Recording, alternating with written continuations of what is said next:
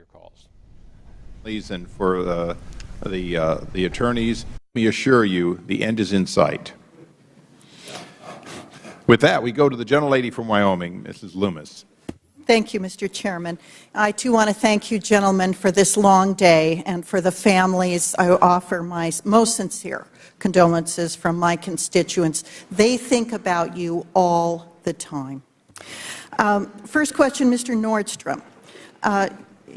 Now, do I understand you had responsibility for security in Libya while you were there? That's correct. And then you left in July, is that correct? That's correct. Now, before you left, did you make security recommendations to Washington, D.C.? No, we do a turnover report, but that's not really a place where we put recommendations. It's more laying out the situation, the crime, the political situation, and a lot of that reporting I had done previously with Washington. And so they had recommendations from you or not? It's my understanding, yes. They had wanted a transition plan specifically on how we were going to transition from the SST and the DS agents to our local bodyguards. That was submitted to them February 15th. And do you know, were those, was that implementation plan accepted? Was it implemented? I never really got any feedback from Washington. That was one of the things that surprised me even when I left post. I was never contacted by DS leadership or management from the date I left on the 26th to this date. The only time I had any interaction was preparing before the October hearings, but they've never contacted me to ask me on thoughts about Libya, suggestions, anything like that. Mr. Hicks, do you know whether security recommendations were implemented? Were there security recommendations that were implemented? John Martinek, the RRSO, came on board, and he was following up on many of the things that Eric was working on before to strengthen our security posture in Libya. After the attacks, John and I worked on a list of physical security improvements that had to be made in Tripoli in order for us to remain there. And I cabled that list into the department after Congressman Chaffetz's visit. And I learned later that that cable was not well received by Washington leadership. To the ARB's credit, when they saw that cable, they sent it to Undersecretary Kennedy and insisted that every recommendation in that cable be implemented. Thank you. I want to switch gears a little bit. Mr. Hicks, are you aware of any efforts by department officials to limit department witnesses' access to information about the attack prior to their testimony before Congress? I have never seen the classified ARB report. So the answer is, in my respect, yes. Mr. Nordstrom, do you know whether the State Department consciously sought to limit your awareness of certain information prior to your testimony before this committee? I'm not aware of that. Let me ask you this. Mr. Nordstrom,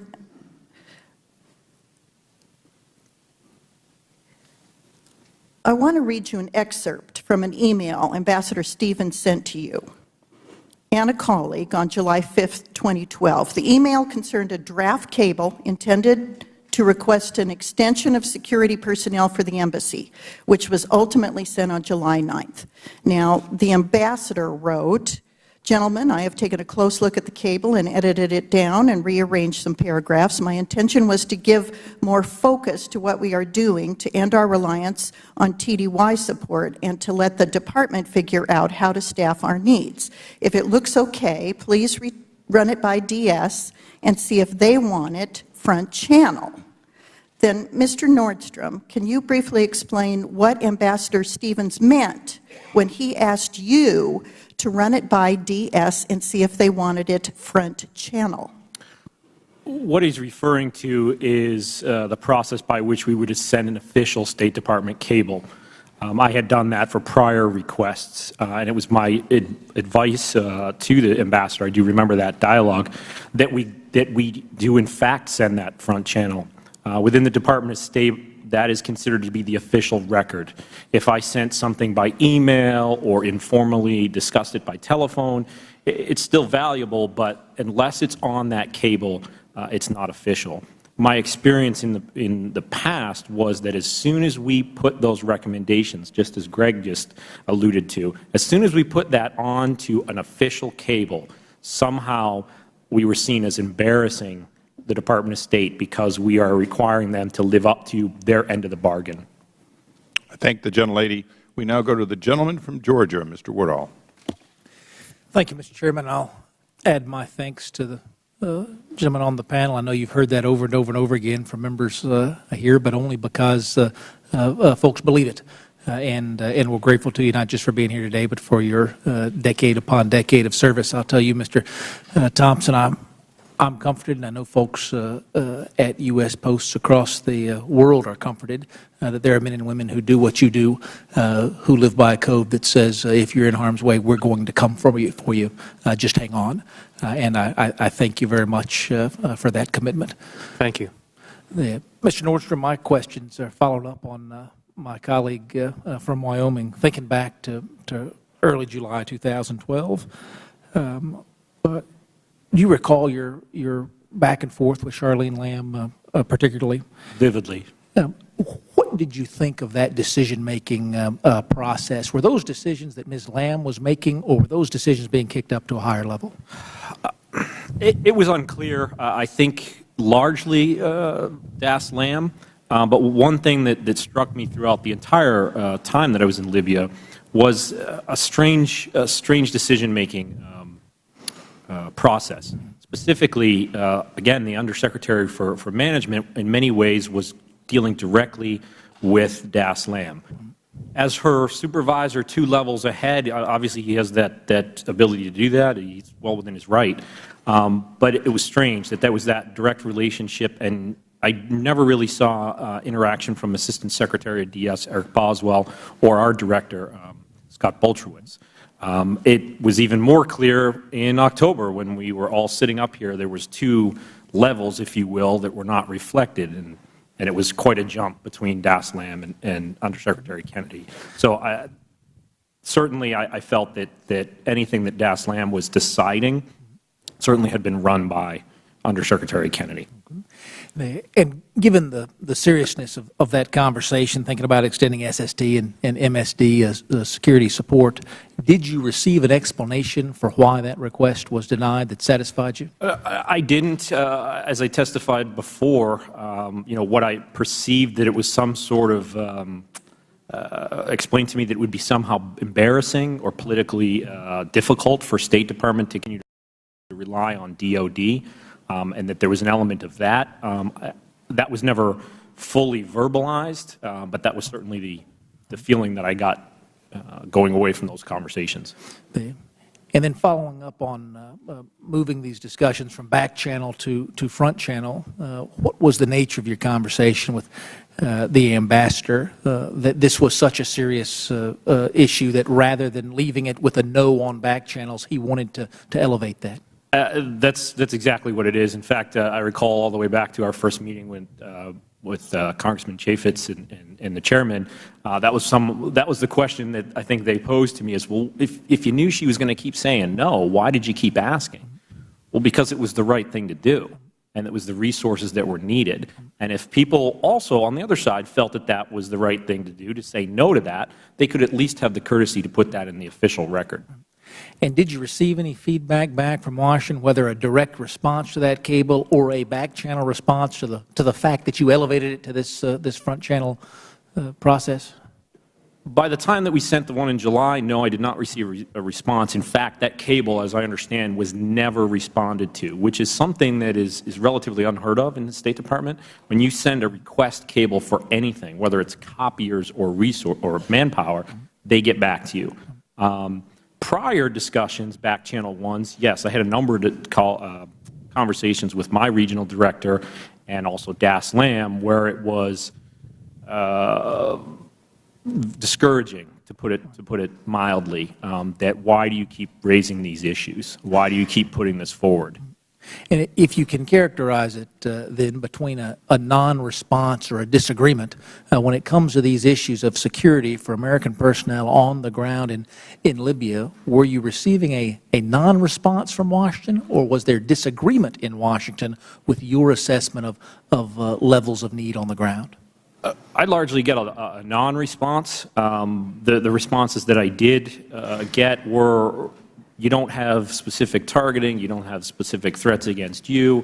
The long and short of it is you're not dealing with suicide bombers, incoming artillery, and vehicle bombs like they are in Iraq and Afghanistan, so basically stop complaining. The gentleman's time has expired. Thank Is there you, Mr. anything else in answer? Okay, I thank you. We now go to the gentleman from Illinois, Mr. Davis. Thank you very much, Mr. Chairman. I know that it's been a long day and lots of questions and answers have been shared. But let me ask you gentlemen this. Last week, an unidentified individual who was described as a military special ops member appeared on national television to give an interview on the military's response to the attacks in Benghazi. The man appeared behind a black screen in order to conceal his identity. He suggested that military assets in Europe could have prevented the second attack in Benghazi. Specifically, he said this: I know for a fact that C-110, the EUCOM, European Command, CIF commanders in extremist force, was doing a training exercise not in the region of North Africa, but in Europe, and they had the ability to react and respond. He further stated, we had the ability to load out, get on birds, that is aircraft, and fly there at a minimum stage. C-110 had the ability to be there, in my opinion, in 4 to 6 hours. He then went on to conclude that they would have been there before the second attack. Let me ask if any of you gentlemen are familiar with this claim. Yeah, I've seen. I saw it on television. Yes. All right. In order to investigate the claim, last week Ranking Member Cummings wrote a letter to Secretary Hager asking for the Defense Department's response. We've now received that written response from the Department, and I'd like to enter that letter into the record, Mr. Chairman. When we have it, we'll take it under advisement. I haven't seen it yet. In regards to the anonymous allegation that the CIF could have arrived in Benghazi prior to the initiation of the second attack on the annex, the time needed from alerting the CIF to landing at the Benghazi airport is greater than the approximately 7.5 hours between the initiation of the first attack and that of the second one. The letter also says this: the time requirements for notification, load, and transit alone prevented the CIF from being at the annex in time enough to change events. Does anyone disagree with that statement? I think the only thing I would add to that, not being privy to the decisions on the ground on that day, what's valuable is none of us, including the committee, had those details but for that person coming forward and making that allegation. I think that's the point that minority Mr. Cummings made, is that it's important to get these questions raised in this format. Otherwise, we're going to continue to see those same kinds of allegations because people do not feel that the answers have been provided or that those answers have been provided in a credible way. So I think it is much more important to get it done in this manner. Thank you very much. The Defense Department's letter appears to be consistent with the ARB report, which said this, and I quote, The Board found no evidence of any undue delays in decision-making or denial of support from Washington or from the military combatant commanders. Quite the contrary. The safe evacuation of all U.S. government personnel from Benghazi 12 hours after the initial attack and subsequently to Ramstein Air Force Base was the result of exceptional U.S. government coordination and military response and helped save the lives of 2 severely wounded Americans. So I don't know who that unidentified individual was on Fox News, but according to the Defense Department, his claim is incorrect. And so, Mr. Chairman, I simply wanted to get that into the record. And thank you very much. Will the gentleman yield? Will the gentleman yield? Yes. Would the gentleman yield? Yes. Oh, thank you. I believe you yield to me, correct? I'm yielding to Ms. Maloney. Thank you very much. By all accounts, Ambassador Stevens was a remarkable man, and I wonder, was he aware how dangerous it was in Benghazi? And Mr. Hicks, were you aware how dangerous it was, yet he still made the decision to go there? Is that correct? Gentleman's time has expired. Okay. You may answer. Yes, the ambassador was very well aware of the security situation in Benghazi. Before he went, we had the chance to outbrief Eric Gaudiosi, the departing principal officer. Thank you. We now go to the gentleman from Kentucky, Mr. Massey. Mr. Chairman, thank you for holding these hearings. Mr. Chairman, it's been said that all that's necessary for evil to triumph is for good men to do nothing. But I submit to you we have 3 very good men here who are going beyond the call of duty to come here and testify today. They have my commitment to protect them from any retribution that may come from this. And I get the sense that there may be other people listening to these testimony today that have answers that we don't have yet. And I would encourage them to come forward as well. We've got a lot of good answers today thanks to these witnesses. I'd like to start with Mr. Thompson. I'm struck by your long and distinguished career of hostage rescue missions, and some of these missions are still classified but were successful. Can you remind us where you were when these events began to unfold?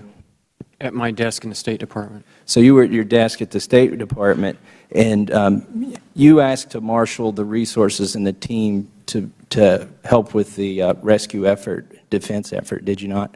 Yes, my first call was to the National Security Council, our CT contacts there. And they, in your testimony, you stated that you were told this was not the right time. Is that correct? When I referred that question to the Undersecretary for Management's office, yes. Okay. If this wasn't the right time, when would be the right time? Because this is the source of frustration that the American public has, that I have. We're the greatest country in the world, and we left people there, Mr. Hicks and Mr. Stevens, to essentially defend for themselves. And when we had these resources, when would be the right time if this weren't the right time?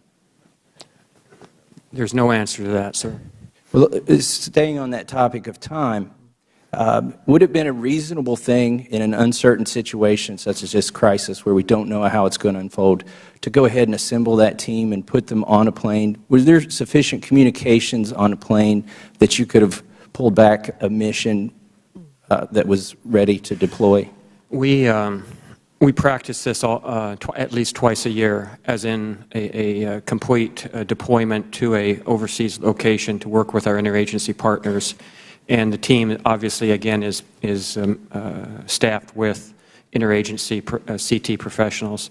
The answer to your question is yes, that plane, which is funded by DOD, has a robust communication suite. The communicator, the senior communicator on there works for me, and he's very competent at his job. Are you convinced, I know you haven't been allowed to review or even contribute to the Accountability Review Board's report, but are you convinced that the changes have been made so that this won't happen again for another embassy?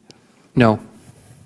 Okay, that's troubling to me, and I appreciate your candor. Mr. Hicks, you mentioned that at 2 a.m. you had a phone conversation with Mrs. Secretary Clinton. Is that correct? Yes. At any time during that conversation, did she ask what resources you might be able to use or might need?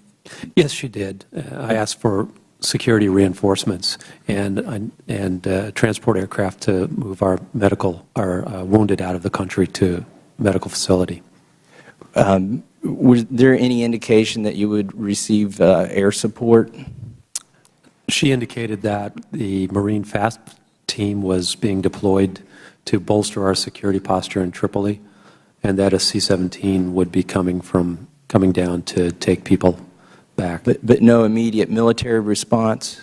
Well, the Marines were on their way, and they would be arriving later on the 12th. Okay. Did you tell the Accountability Review Board about Secretary Clinton's interest in establishing a permanent presence in Benghazi? Because ostensibly, wasn't that the reason that the ambassador was going to Benghazi? Yes, I did tell the Accountability Review Board that Secretary Clinton wanted the post made permanent. Ambassador Pickering was surprised. He looked both ways to the members of the board saying, does the 7th floor know about this? And another factor in Chris's decision was our understanding that Secretary Clinton intended to visit Tripoli in December. Pickering was surprised that his mission was to establish a permanent facility there? Yes. That's your impression? Yes. Okay. I thank you for your time. I thank the witnesses. Would the gentleman yield? Yes, I yield. I just want you to say it unambiguously, if that's the correct way to say it without a flaw. One more time. The reason the ambassador was in Benghazi, at least one of the reasons, was X? At least one of the reasons he was in Benghazi was to further the Secretary's wish that that post become a permanent constituent post, and also there because we understood that the Secretary intended to visit Tripoli later in the year. We hoped that she would be able to announce to the Libyan people our establishment of a permanent constituent post in Benghazi at that time. Thank you. Will the gentleman yield? Thank the gentleman for yielding. Thank you, Mr. We now go to the gentleman from Georgia. Thank you, Mr. Chairman. I appreciate it. Thanks for being here today. And it's been a long day, and I think there's been some interesting things said, and there's been a lot of questions. One of the things that was said earlier today that sort of concerns me a little bit, it says that these hearings have not found a smoking gun. I believe it's even a warm slingshot. Well, I, for one, and the folks of the 9th District of Georgia, where I represent, are not looking for those things. They're looking for the truth. They're looking for what happened that night. Because the one thing we have found, it may not be a smoking gun or a warm slingshot, but we have 4 dead Americans. And that's what this is about. That's about finding what happened in the past so that we can move forward in the future. And I appreciate your willingness to be here and these families who are willing to do this, because truth is important, even in this town. It's important. I want to ask a follow-up question. Mr. Nordstrom, I want to follow up on a question from Mr. Langford earlier about a March 28th cable asking for more security. He asked you about your intended recipients of that cable. Now, did you expect Secretary Clinton to either have read or to be briefed about that cable? Absolutely. I certainly expected, given the fact that she had an involvement in the security process, if I could take a step back, by virtue of having the SST teams there, because they were a Department of Defense asset, the process required for that is something called an exec-sec. That exec-sec is literally a request from one cabinet head to another, in this case, state to DOD. That request must be signed by the cabinet head, Secretary Clinton. She would have done that, the initial deployment request, plus an extension in the fall, and a second extension in February.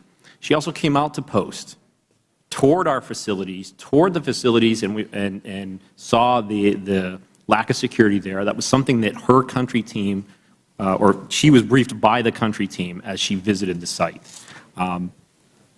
We also saw later there was the attacks against the facility. Certainly there's a reasonable expectation that her staff would have briefed her on those points. I think it was you that said earlier, could this be a concern about a DOD presence and an embarrassment with state on a embassy? And a real short answer there. That was how I took away That's from. the way you took it? Right, from DASLAM. Thank you. Mr. Hicks, I have a question. We'll go back. It's been asked here a little bit before. In discussions about a permanent presence in Benghazi, give me sort of a quick flavor of what was those discussions like. Was it said, you do this? How was it going out? Chris told me that in his exit interview with the secretary after he was sworn in, the secretary said, we need to make Benghazi a permanent post. Okay. And Chris said, I'll make it happen. Okay. Was Washington informed of the ambassador's plan to travel to Benghazi? Yes, Washington was fully informed that the ambassador was going to Benghazi. And we advised them August 22nd or thereabouts. Okay. Were there any concerns raised from that? No. In fact, given the timing and everything? None. Okay.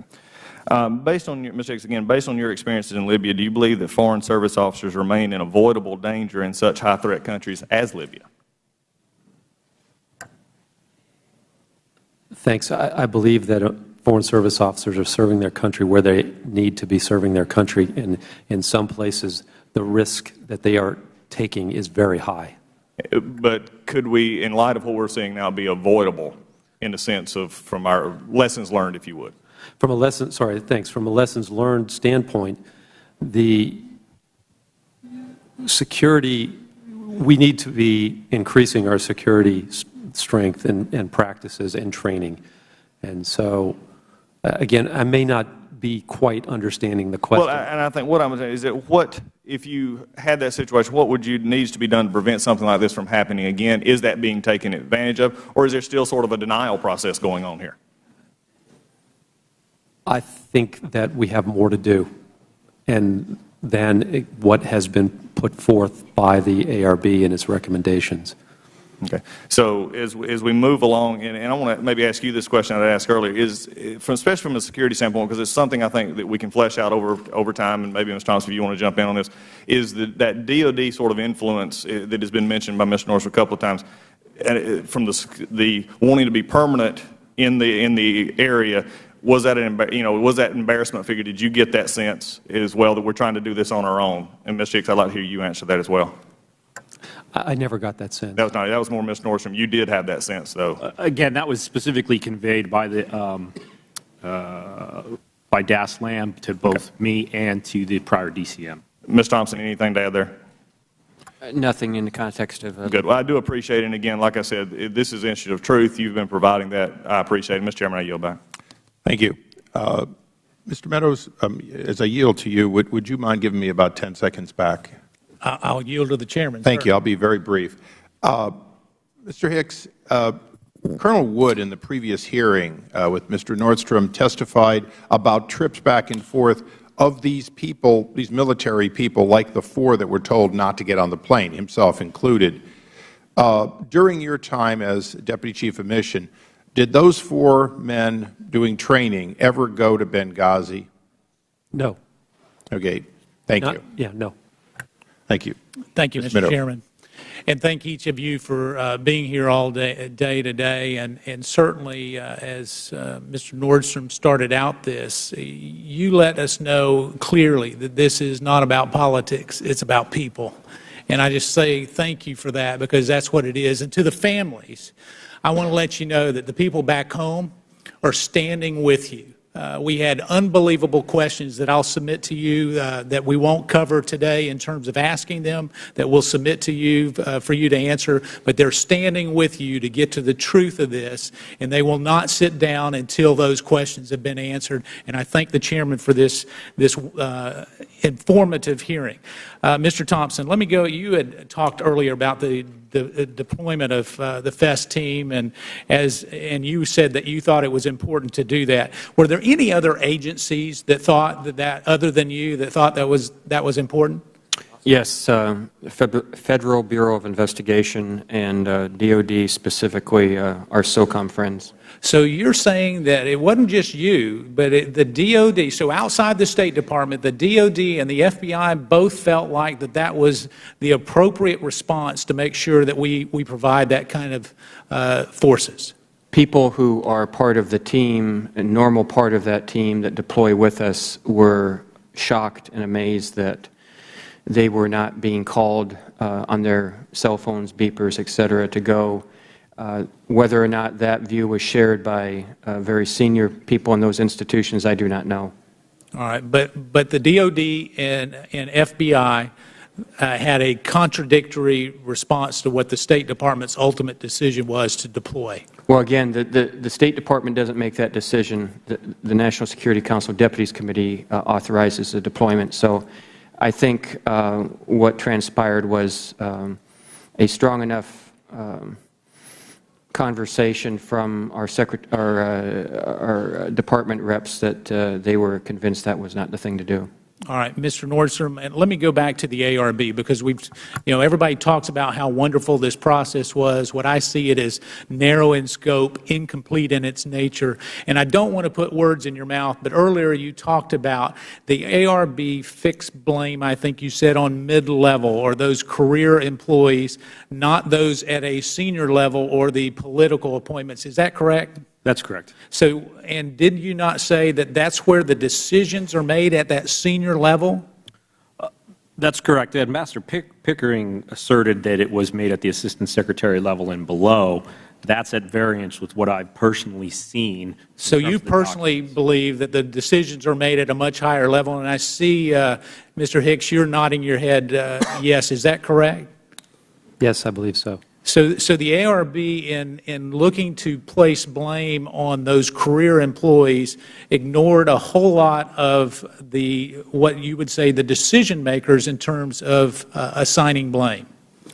Is that correct? Absolutely. Yes, absolutely. So both of you agree with that.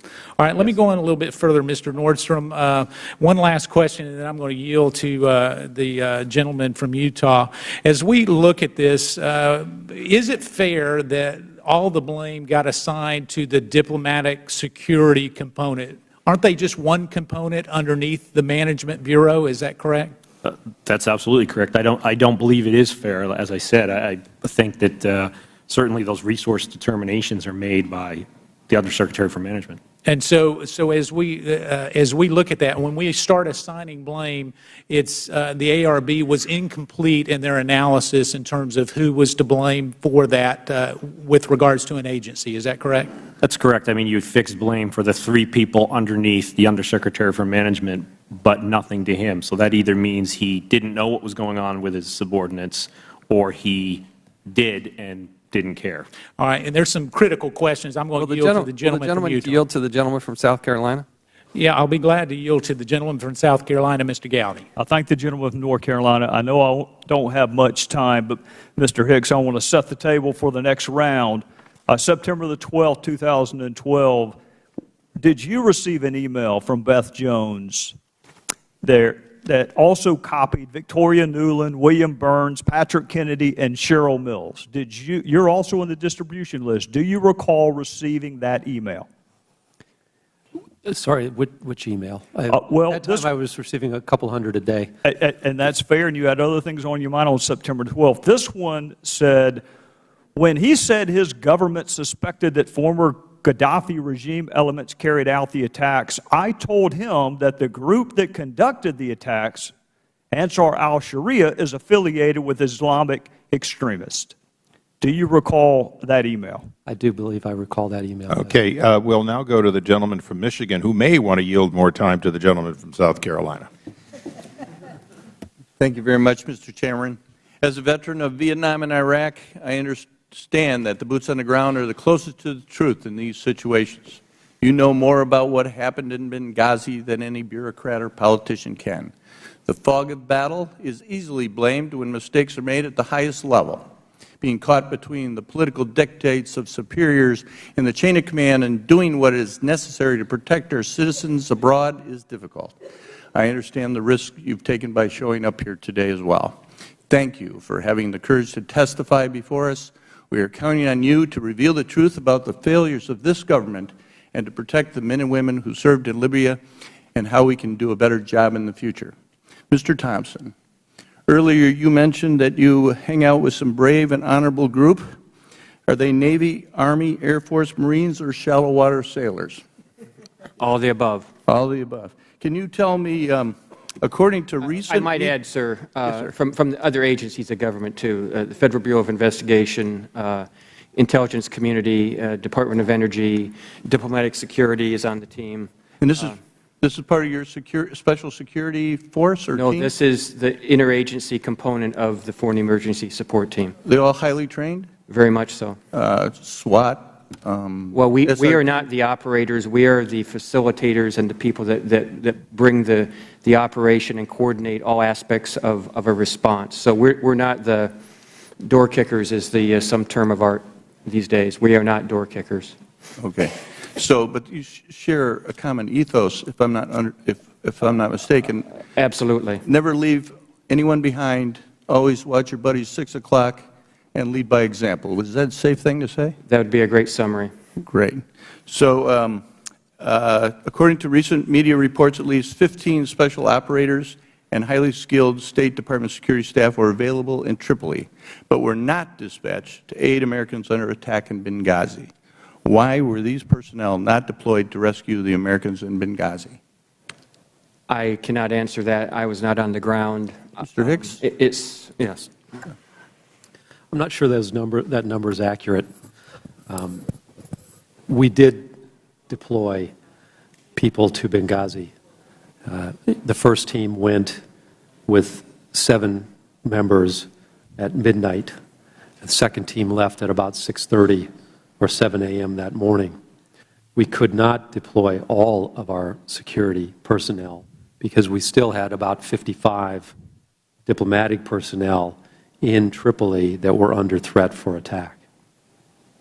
Thank you very much. And I yield the rest of my time to the gentleman, Mr. Gowdy.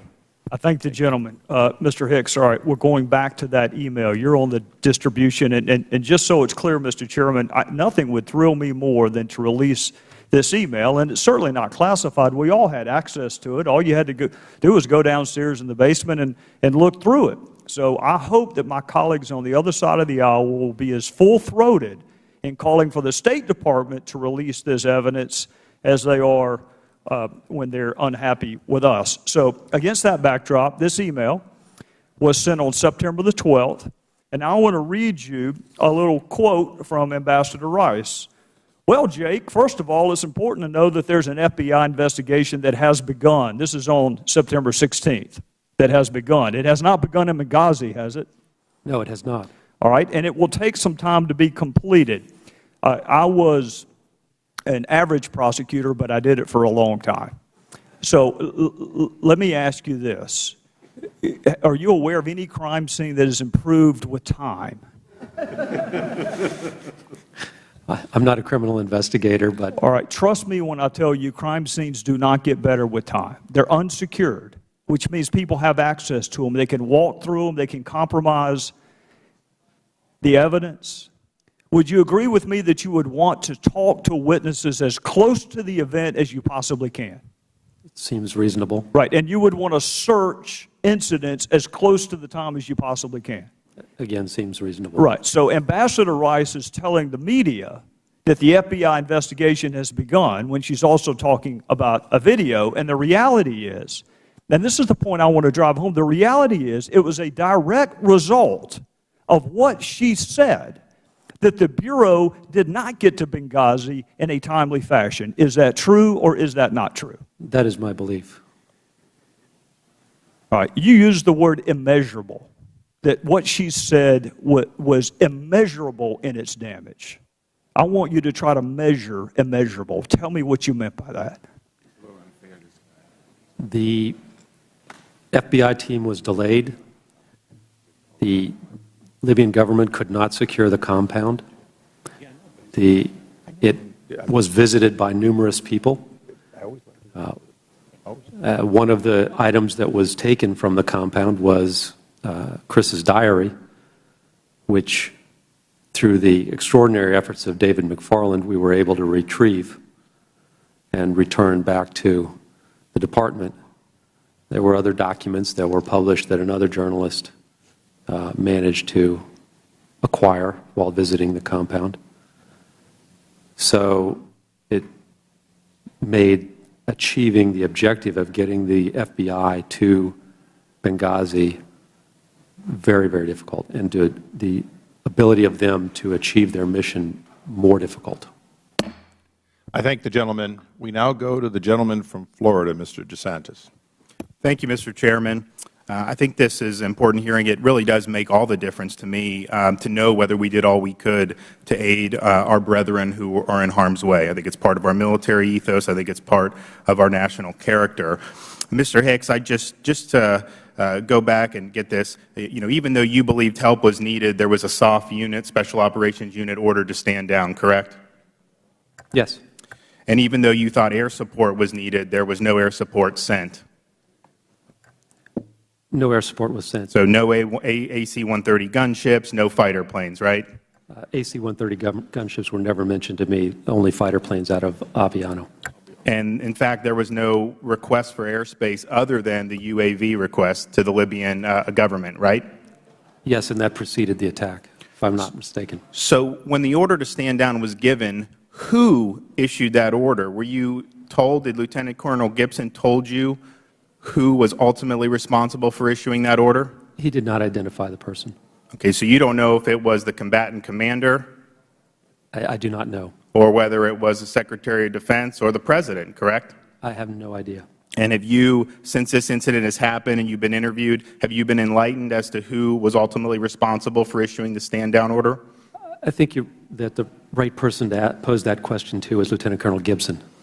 When you spoke with Secretary Clinton at 2 a.m., did she express support for giving military assistance to those folks in Benghazi, i.e., did she say that she would request such support from either the Secretary of Defense or the President of the United States? We actually didn't discuss that issue. At the time, we were focused on trying to find and hopefully rescue Ambassador Stevens. That was the primary purpose of our discussion. Secondary purpose was to talk about what we were going to do in Tripoli in order to enhance our security there. So as part of that discussion, though, you informed her that you guys in Benghazi were, in fact, under attack, correct? The attack in Benghazi, she was aware of the attacks, but we were in Phase 3. The attacks had already, the first 2 attacks had been completed, and there was a lull in Benghazi at the time. So, and again, the focus was on finding the Ambassador Stevens and what the the Tripoli response team was going to do. We had at that time no expectation that there would be subsequent attacks at our annex in Benghazi. So it was under you viewed it as secured at that point? No, we knew the situation was in flux. Okay. When you spoke to the President following the attack on the phone, did he say anything about deploying assets, why assets were not deployed? I believe I spoke to him on September 17th or September 18th. So right, after the attack. I know this was several days later. Did he say anything, or was it just to commend you about your service? It was just a call to thank me for service. Okay. And praise the whole team. I appreciate that. I think that this has been a good hearing. I think that there are still questions remaining. I think we need to know who actually gave the order to stand down. I'd like to know why you've been demoted, why the Secretary's Chief of Staff called you and spoke with you the way she did. And so with that, I'll yield. Would the gentleman yield for just a moment? To the Chairman? Thank you. Committee Chairman. Always the right answer. Thank you. Mr. Hicks, 2 in the morning, Secretary of State calls you personally. Not a common call. No, sir. Did she ask you about the cause of the attack? Did she ask about videos? Did she ask about anything at all that would have allowed you to answer the question of how Benghazi came to be attacked as far as you knew? I don't recall that being part of the conversation. So she wasn't interested in the cause of the attack, and this was the only time you talked directly to the Secretary where you could have told her or not told her about the cause of the attack? Yes, that was the only time when I could have. But again, I had already reported that the attack had commenced and that Twitter feeds were asserting that Ansar al-Sharia was responsible for the attack. You didn't have that discussion with her only because it was assumed that since you'd already reported that the cause of the attack was essentially Islamic extremists, some of them linked to al-Qaeda. Yes. Thank you. I thank the gentleman. Okay. Does the gentleman yield back? The gentleman yields back.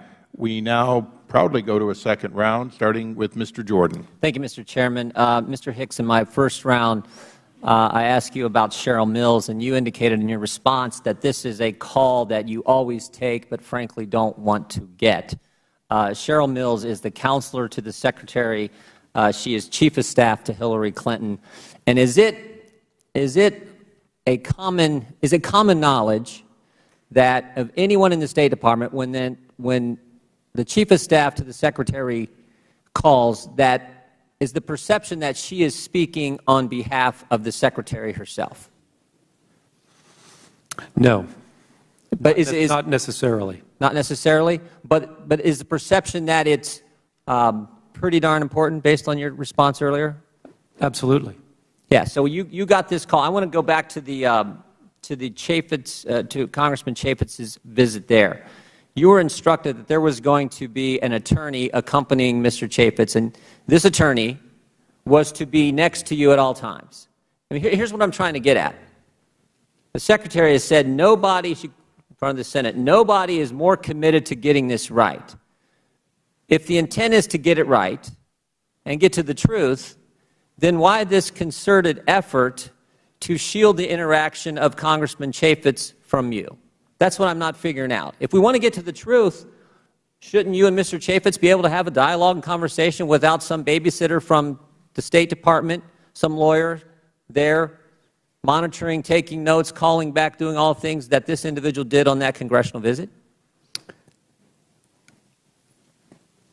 I should be able to have a conversation with the congressman if he wants that. And didn't you say, excuse me, didn't you say, Mr. Hicks, in my first round that this was the first and only time this had ever happened where someone from the State Department accompanied a congressional visit, and you were instructed specifically by the State Department, do not talk to Congressman Chaffetz or anyone on the committee's delegation who was there without this lawyer being present?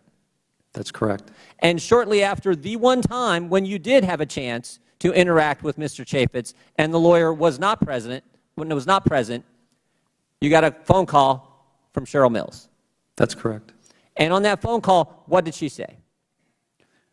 She asked for a report on the visit, which I provided.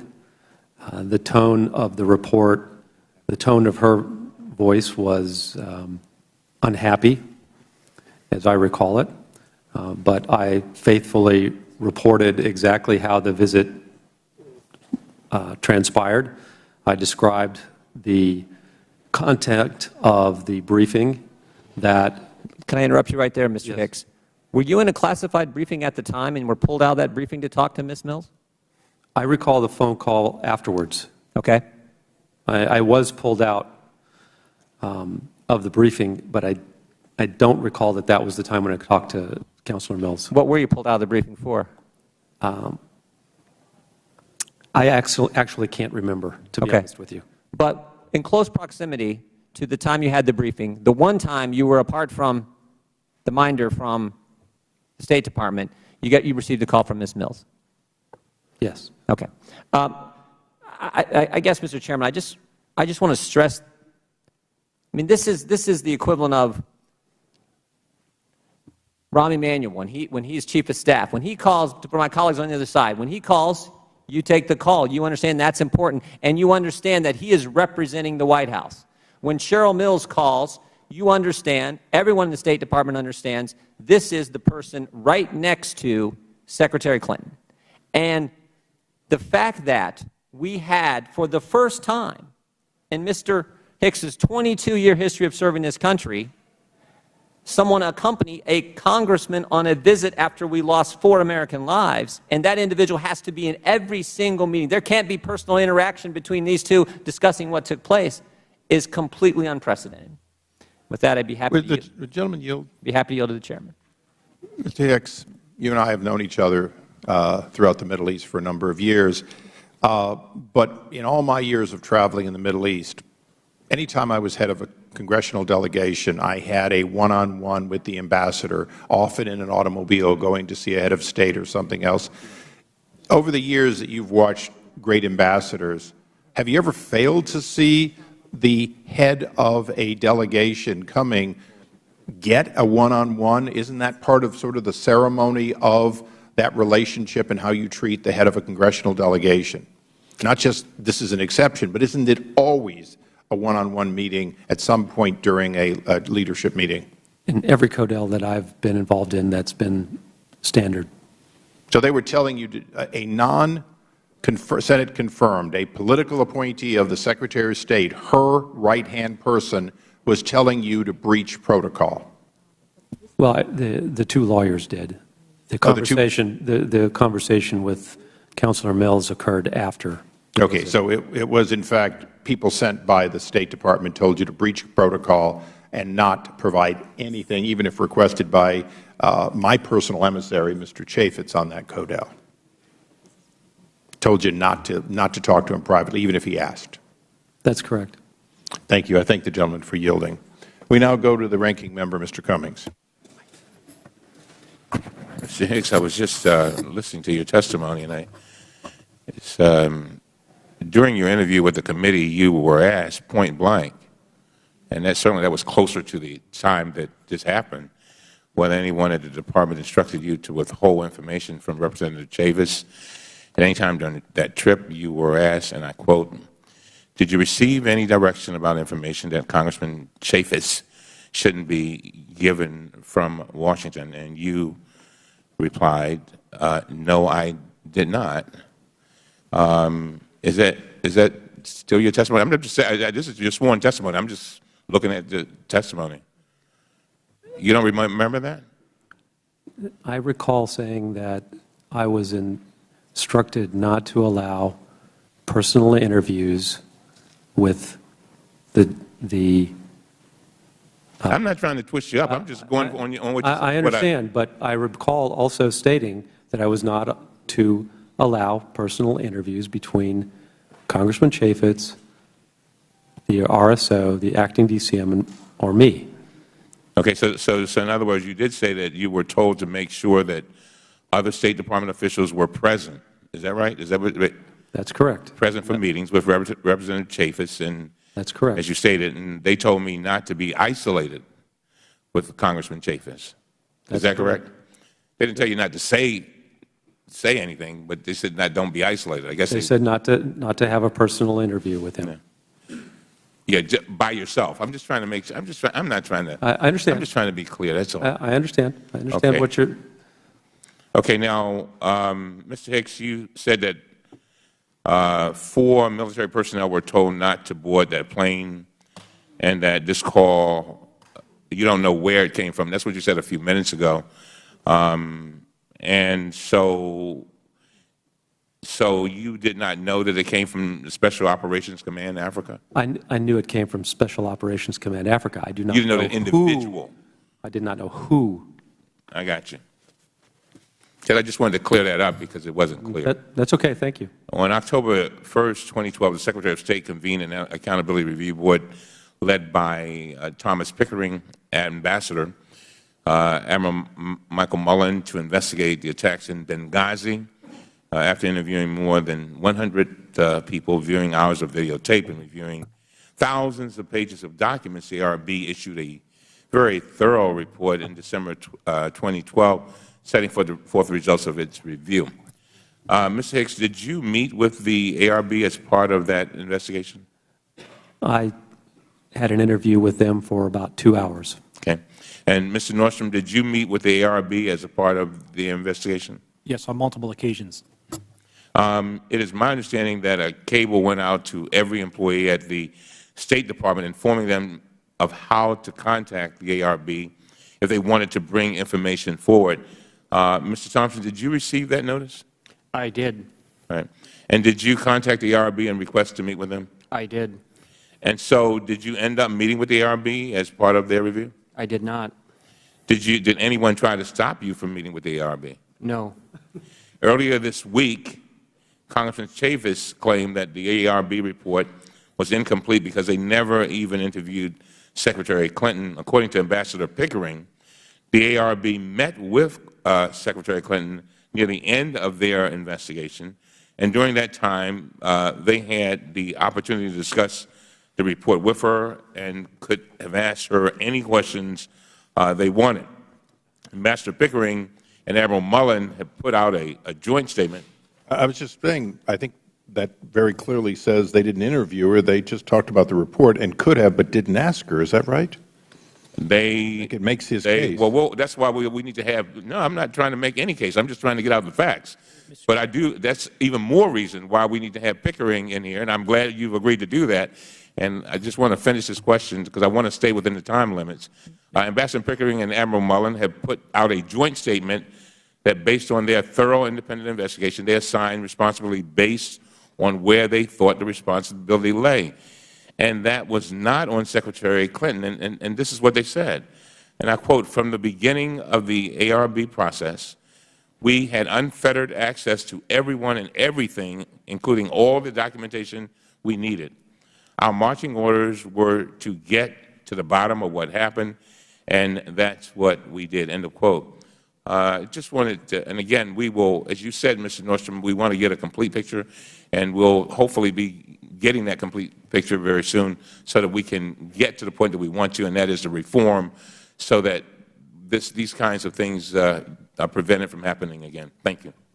I thank the gentleman. We now go to the gentleman from Utah, Mr. Chaffetz. And thank you, Chairman. I would say to the ranking member, Mr. Cummings, who I have the utmost respect for in every way, shape, or form, I totally concur with you. We, too, just like the ARB, should have unfettered access to all the information, all the witnesses, and all the documents. We as a committee should stand up for ourselves and demand that all the unclassified documents be released so we all can look at them at the same time, at the same thing. So, would the gentleman yield for 5 seconds? Sure. I agree. And yield back. Thank you. Yeah, one. Like basketball. Huh? Mr. Nordstrom, it's pretty clear to me from the October hearing that there were a number of security recommendations that you wanted to see done on the ground. At any time during your service there, did you ever get everything that you wanted? Were the recommendations that you were making forward, were you actually able to implement those security recommendations? Very few of them. Very few of them. Mr. Hicks, is it fair to say that the people on the ground trying to make the security decisions, that they were not able to get the resources, they weren't able to fortify the facility, they didn't have the personnel that they requested? Is that fair to say? Yes, it's fair to say. When I saw Secretary Clinton 4.5 months after the attack in Benghazi testify before the United States Congress that she didn't make the security decisions, you made the security decisions, Mr. Nordstrom. You're the regional security officer on the ground. You are the chief security person. You're the ones that made the security decisions. True or false? The response I got from the regional director when I raised the issues that we were short of our standards for physical security was that my, quote, tone was not helpful. So true or false? The security decisions on the ground in Libya were made by you. I would have liked to have thought, but apparently no. Mr. Hicks, when you heard and saw that, did you have a reaction to it? What's your personal opinion?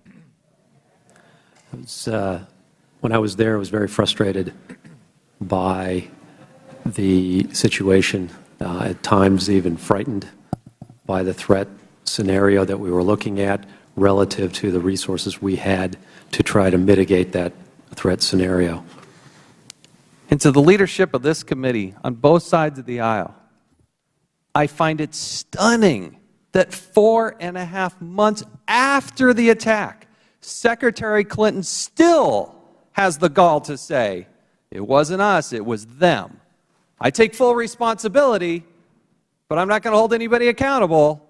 But it was them that made the decisions. That was not the case. I yield to the gentleman from Ohio. I thank the gentleman. Mr. Nordstrom, you testified in October there were 200 and some security incidences in Libya the 13 months prior to the attack. Is that correct? That's correct.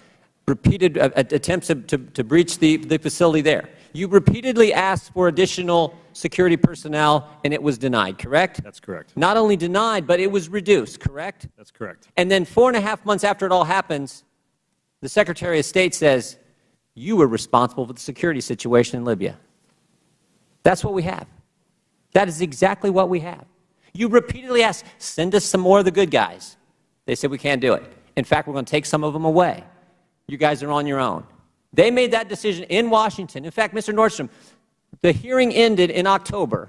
The only hearing we had last fall before an election, hearing ended with you referring to the folks in Washington, your superiors, who wouldn't give you what you needed, you referring to them as the Taliban. Is that correct? Yes. Remember that? Can you remember that statement you made? Yeah, I've had a lot of questions about that metaphor. Understand. But for them to say now you're responsible for the security situation flies in the face of fact. I yield back to the gentleman. I thank the gentleman. Mr. Chairman, one of the things I see in the Accountability Review Board, page 37, that I just find, first of all, I want to highlight, quote, Embassy Tripoli staff showed absolute dedication and teamwork in mobilizing to respond to the crisis with the DCM, and then it goes on there, naming you specifically for your heroism and for your work. That's what I saw. I could see it in your eyes, and I could see it in the others. God bless you for the great work that you did. But the next paragraph, Mr. Chairman, I have a real problem with. It says in the third sentence, the board found no evidence of any undue delays or decision-making or denial of support from Washington or from the military combatant commanders. And as we've heard here today, that is not true. And the next sentence is the most troubling. Quite the contrary, the safe evacuation of all U.S. government personnel from Benghazi 12 hours after the initial attack. That's not true. There are 4 people that were not safely evacuated.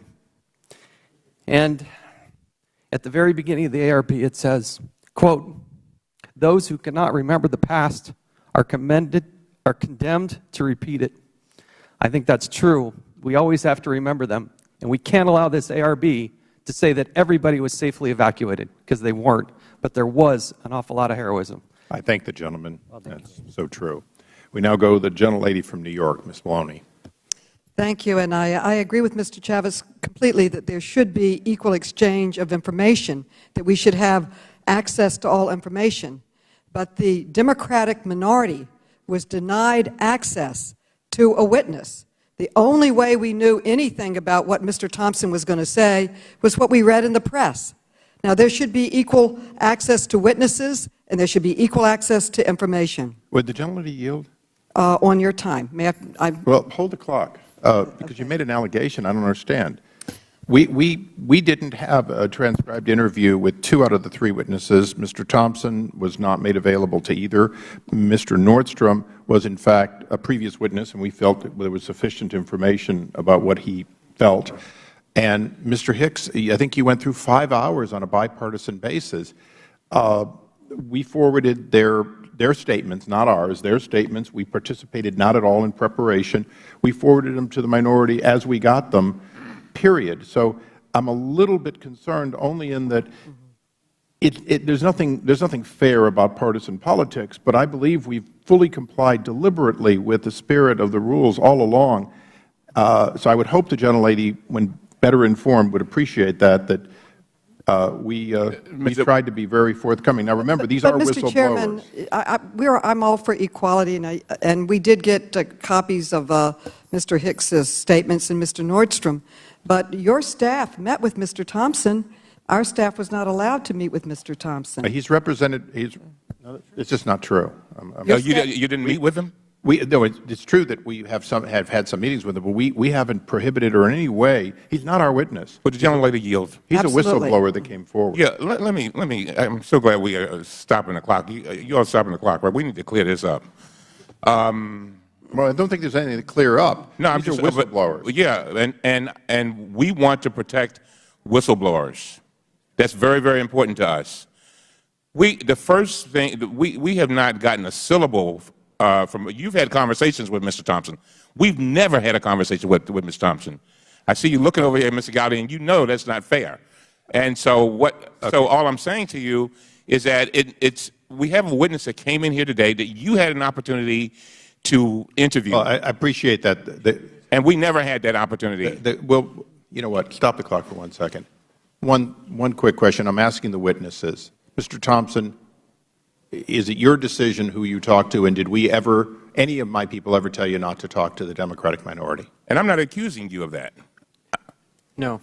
Okay. Mr. Hicks, have we ever suggested that you not talk to the minority, any of their people? No. Mr. Nordstrom, has anyone on my staff or any of my members ever asked you not to speak to them? No, in fact, I spoke with both sides. Thank you. That's resolved. The gentlelady may continue. Well, we did request to meet with Mr. Thompson, and through his lawyer, he said no. But he did speak to the Republican staff. I'd like to go back to Mr. Chavitz's or other people's questioning about Cheryl Mills's phone call. And reading the transcripts of it, Mr. Hicks, you told our investigators that she did not seem happy when she heard that no other State Department official was in the classified briefing. Is that true? She was unhappy that her minder, the lawyer that came with Congressman Chaffetz, was not included in that meeting. Was she unhappy that no other State Department official was included? Just that State Department official? That State Department official. And you also said that she never criticized you, and according to your interview transcript, you said she never gave you any direct criticism. Do you stand by that statement today? The statement was clearly no direct criticism, but the tone of the conversation, and again, this is part of the Department of State culture, the fact that she called me and the tone of her voice, and we're trained to gauge tone and nuance in language, indicated to me very strongly that she was unhappy. And if I may... my time is limited. Going to the diplomatic post in Benghazi, as I understand it, the British ambassador's convoy was attacked, a gentleman was killed, and they decided to pull out of Benghazi. Is that correct? I don't believe anyone was killed. I believe we saved the life of one of those people. And I'd like to defer to Eric because he was actually the RSO there. My question is, did the British ambassador close the post in Benghazi and leave? He did. He did. Do you think it was wise? For that, though, Excuse me, claiming my time, I will yield if somebody wants me to yield, but I wanted to ask, when we continued to stay there, do you think that was a wise decision for us to continue to stay in Benghazi after the English had closed their post and left? Absolutely. Why was it important for us to stay in Benghazi? We needed to stay there as a symbolic gesture to a people that we saved from Gaddafi during the revolution. As we know, Gaddafi's forces were on the doorstep of Benghazi right before the NATO bombing commenced. And as a gesture, again, as I said before, Chris went there as a symbolic gesture to support the dream of the people of Benghazi to have a democracy. And so he shared your position that staying there was incredibly important. And he also understood from the Secretary herself that Benghazi was important to us and that we needed to make it to be a permanent constituent post. Now, I agree with my good friend on the other side of the aisle, Trey, that it was a long time before the FBI got on the ground. And as I understand it from a report that they gave us, they got the visas right away. The day of the Ambassador Rice's appearance on the Sunday shows, September 16, the Libyan government granted the FBI the visas so that the team could travel to Libya. Their flight clearance was granted the following day on September 17th, and the FBI arrived in Tripoli on September 18th.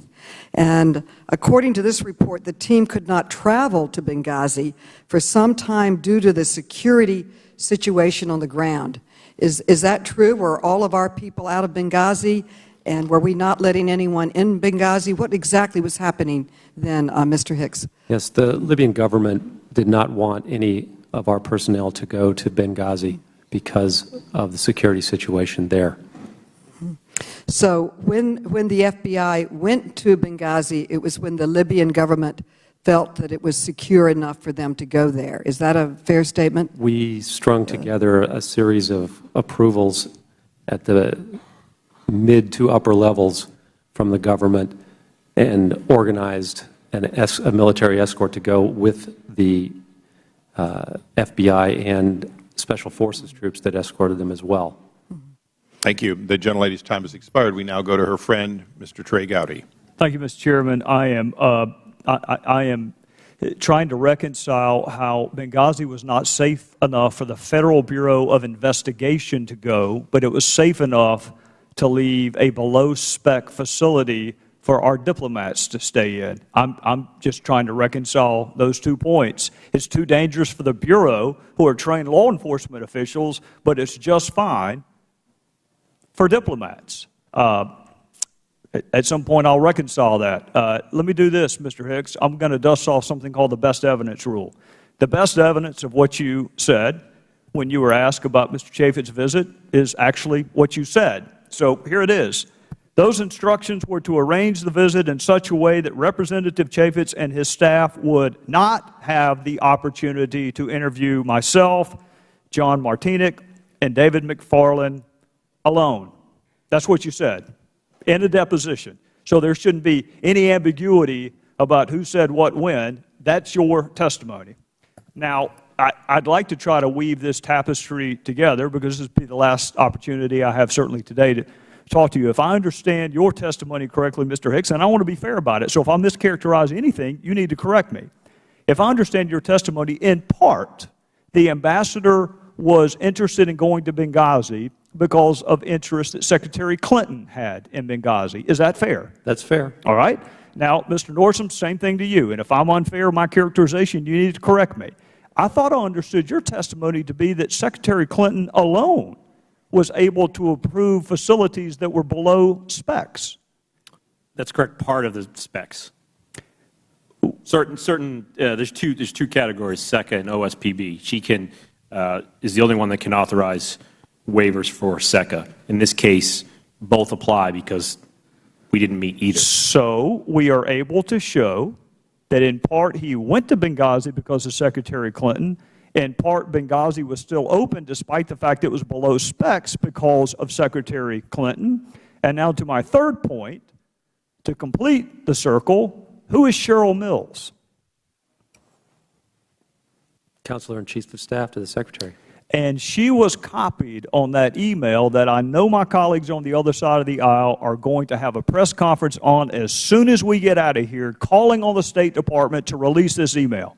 I know it, because I have heard all afternoon about denying access to documents, and they do not want to deny the public or the media access to this document. So I know they're going to call on the State Department to release this non-classified email, which Cheryl Mills was copied on, which demonstrably undercuts Susan Rice's talking points.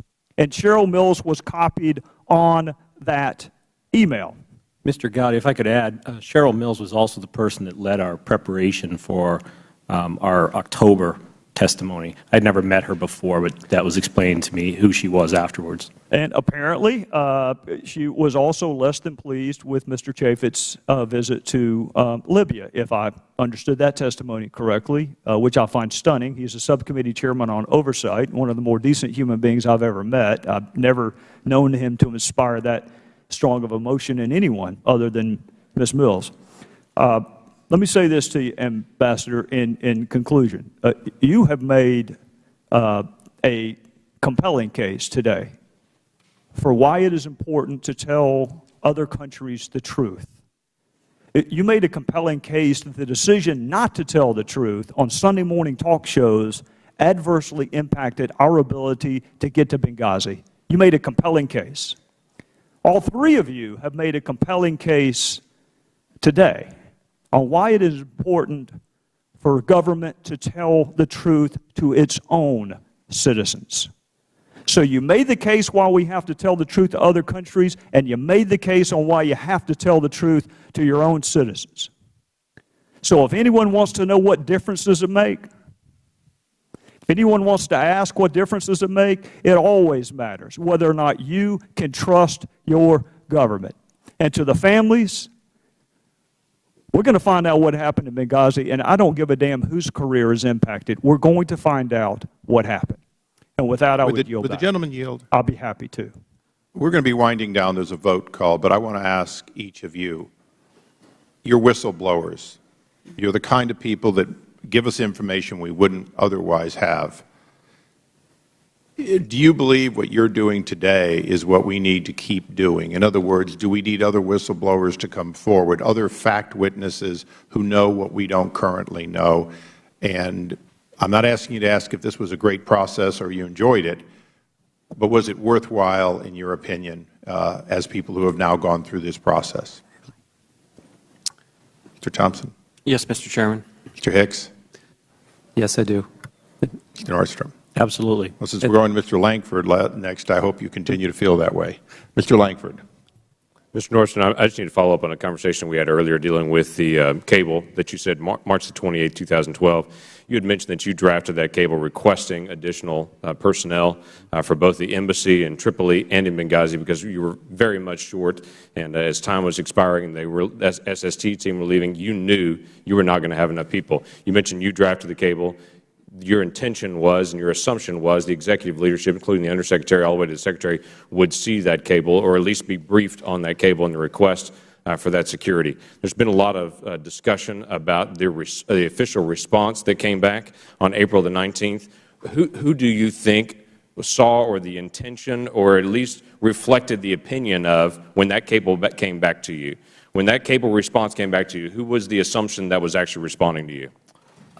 Normally, someone would tell me exactly who it is, or they would indicate who the point of contact was.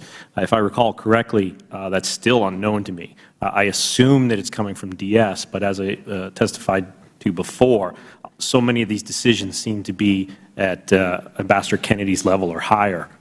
Clearly, that was cleared by some of those other officials. All right, so you're assuming this is the undersecretary or on up somewhere that had personal knowledge of that. Certainly saw it ahead of time. Of that cable that came back. It is an established fact that there is video of the attack. There are clear video of the attackers the night. The FBI has done an extensive investigation. We're now months past that time. Are any of you aware of anyone who has been held to account for the murders that happened in Libya? Anyone detained? Anyone arrested? Anyone captured?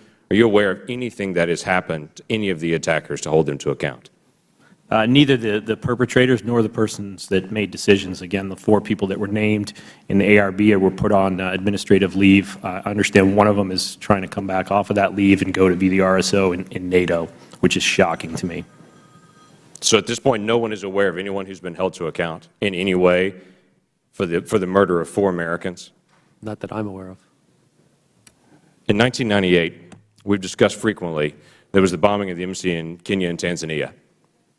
There was an ARB at the end of that as well. And let me just read you the 3 findings at the end of that ARB that was done in 1999. It said this: number 1, State Department of Washington did not assess the threats or take notes of the clear warning signs and escalating threats. Number 2, it noted the facility was inadequate for even the most modest of attack. And number 3, there was a lack of preparations or warning systems at the facility. That could have been written a month ago. We have discussed often on this, the one thing we have to do is learn the lesson. In 1998, the same thing occurred, and we have not learned the lesson. What we know of today, and the realities that have come out and through all that you have contributed to this conversation, and what you've contributed is invaluable, is that we did not do the most basic minimum security that was required by the State Department standards set after the bombings in Nairobi, Kenya, and in Tanzania. We did not do the basics. We did not provide the level of security. There were, in fact, cameras that were in the box still in Benghazi because a technical person had never been sent to actually install those, and so there could have been additional warning signs, but they had not actually been installed and done. We know that the Tripoli facility was even at a greater risk than Benghazi. There were even more vulnerabilities in Tripoli than there were at Benghazi, both in physical security around the facility and in actual staffing of people that are the gun toters, as you mentioned before, the door kickers and such, people that would actually be there to be able to provide that security. The minimum level was not provided. In fact, my understanding, Mr. Hicks, is that it had reached such a point of vulnerability that you actually approached some of the diplomatic security and asked for the diplomats to be trained in how to handle a gun because there was such a fear of the people on the ground because you were so exposed. Is that true? That's true. We have got to learn the lessons of the past. This happened in 1998. We allowed it to happen again.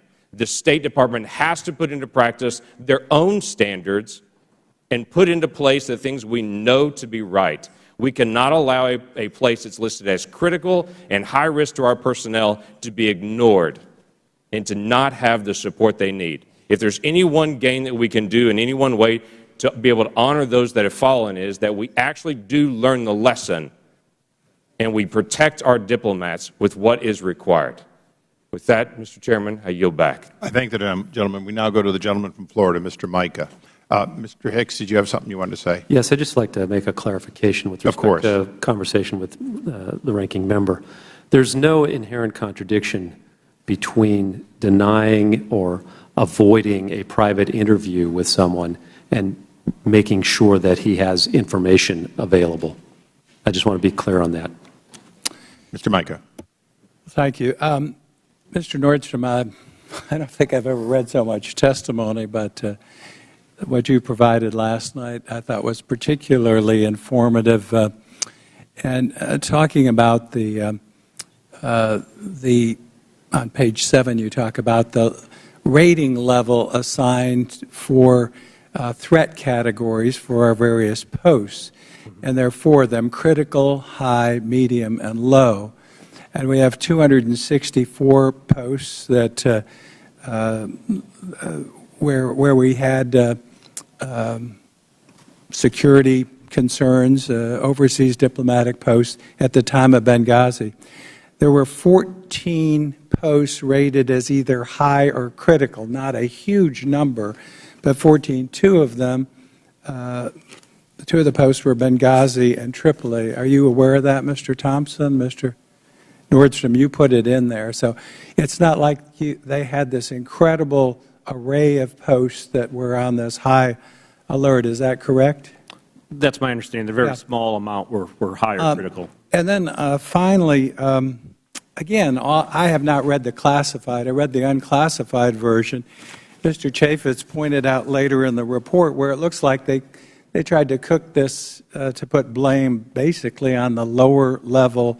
There's a certain plateau, and then everybody below gets the blame. Up on page 4, when I had my time before, I said, Embassy Tripoli, this is from the report, did not demonstrate strong and sustained advocacy with Washington for increased security for Special Mission Benghazi. And yet we've heard your predecessor, Mr. Hicks, pleaded for additional help. You pleaded for it. It's documented, and you didn't get it. You actually got a reduction. Is that correct, as was pointed out? Yes, a drastic reduction. So it wasn't like this was all over the place. Finally, for the ARB, you put in here to ignore the role of senior department leadership played before, during, and after the September 11th attack sends a clear message to all State Department employees.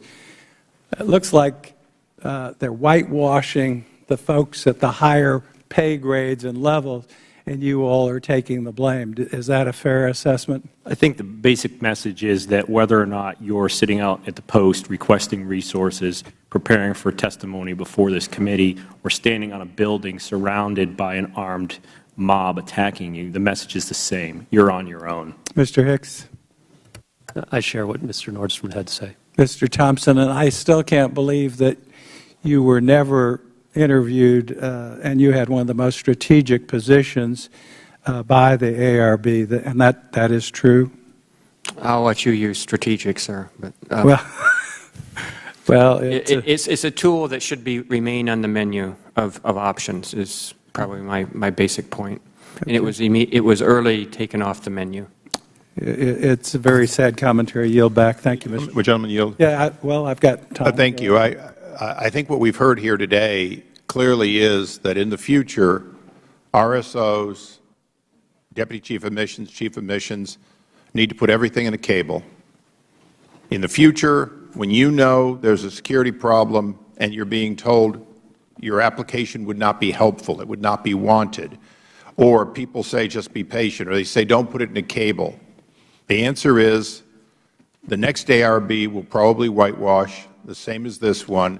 On October 10th, Ranking Member and I and many others sat through a hearing in which it was made very clear that message after message after message, including the actual, if you will, open source information about the attacks that occurred on other diplomatic missions, and our own, if that's not saying loudly, they blew a hole in our wall, when are you going to give us the security we need, then I'm afraid the deafness at least Undersecretary Kennedy's level is not in any way curable by technology known to amplify sound. So with that, this hearing is closed, but this investigation is not over.